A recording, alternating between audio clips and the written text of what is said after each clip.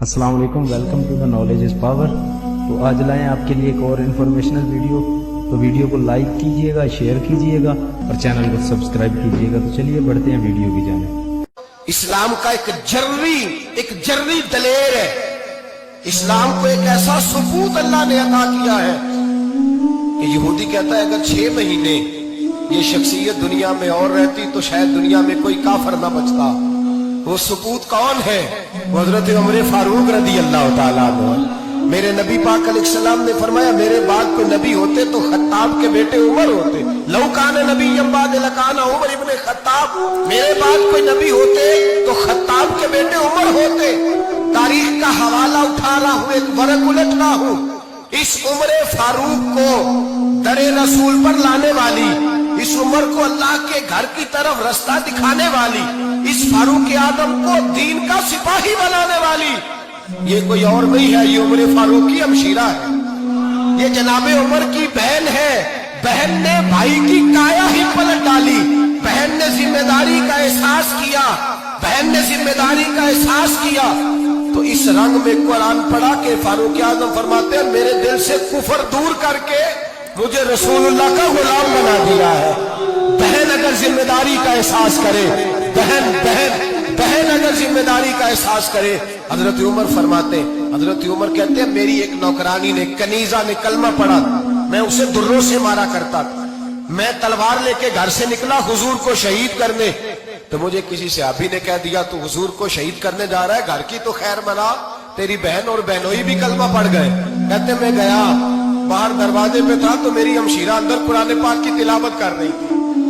فاطمہ بنت خطاب، فاطمہ بنت، کتنا پسند ہے یہ نام صحابہ، کس نے رکھا ہوا ہے؟ فاطمہ بنت خطاب تلاوت کر رہی تھی، سعید بن زید بہنوئی بھی تلاوت سن رہے تھے۔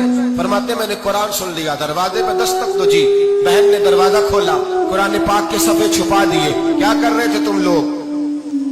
بہن خاموش ہو گئی۔ میں نے کہا بولتے کیوں نہیں؟ مجھے کسی نے بتلایا ہے تم نے کلمہ پڑھا ہے۔ تو کہتے میری بہن جو مجھ سے اتنا پیار کرتی تھی کہ کبھی بولی نہیں تھی، کبھی بازوں میں کہتا تھا ہو جاتا تھا، آج میں نے اس بہن کی آنکھوں میں توحید کی لذت دیکھی، اس کی پیشانی میں سجدے کا نور دیکھا، اس کے لب و لہجے میں رسول اللہ کی شریعت کی چھاپ دیکھی۔ تو میری بہن کہنے لگی عمر تم نے جو سنا ہے سچ سنا ہے، اب میں اور میرا خامد مصطفیٰ کے نوکر ہیں، اب ہم دین کے پیروکار ہیں۔ کہتے زور سے تماچا مارا، میں گر گئی، میرے خامد کو مارا پیٹا، کبھی جھگڑا نہیں ہوا تھا، آج پہلے دن عمر نے مارا، میری پیشانی سے خون نکلا، اٹھ کے کھڑی ہوئی۔ میں نے کہا تو مجھے جان سے پیارا بھائی ہے، زندگی بھر تیرے سامنے کبھی میں نے کلام نہیں کیا، لیکن عمر یہ توحید کی بات ہے، یہ رسول اللہ کی بات ہے، اگر تو خطاب کا بیٹا ہے تو میں بھی خطاب کی بیٹی ہوں۔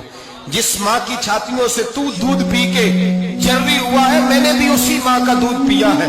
جتنی طاقت ہے تو لڑا لے، جتنی ہمت ہے تو مار لے، لیکن اب میں رسول اللہ کا دامن نہیں چھوڑوں گی۔ حضرت عمر کہتے ہیں بہن کی قوت ایمانی نے، بہن کی قوت ارادی نے، بہن کے توکل اور یقین نے مجھے مجبور کیا۔ میں نے کہا میری بہن کے دل میں اگر کوئی بات آئی ہے تو اس میں سچ ضرور ہوگا، اور اگر بہن بھائی کو اس دلیری کے ساتھ درس دے رہی ہے تو اس کے اندر کوئی نکھار ہے۔ میں نے کہا لا ذرا تو کیا پڑھ رہی تھی؟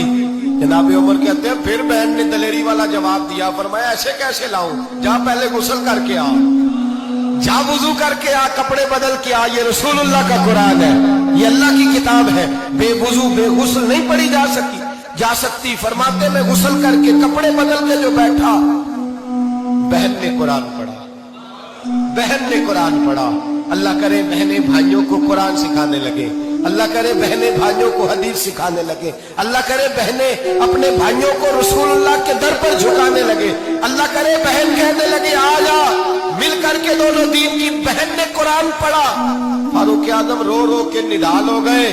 حضرت عمر کہتے ہیں بہن کی زبان سے چند آیتیں سنی تو میں نے کہا مجھے باندھ لو، ہاتھ باندھ لو، میں حضور کو قتل کرنے کے ارادے سے آیا تھا نا، اب مجھے باندھ لو، کرو آیا سا مار مقامنے نو، ہن مینو مار دے لے چلو، متے عمر دی عمر برباد ہوئے جتھے عمر سوار دے لے چلو، اب مجھے لے جاؤ ادھر رسالت باپ۔ ایک بہن نے ذمہ داری کا احساس کیا، تو حضرت عمر جیسا سپوت دیا.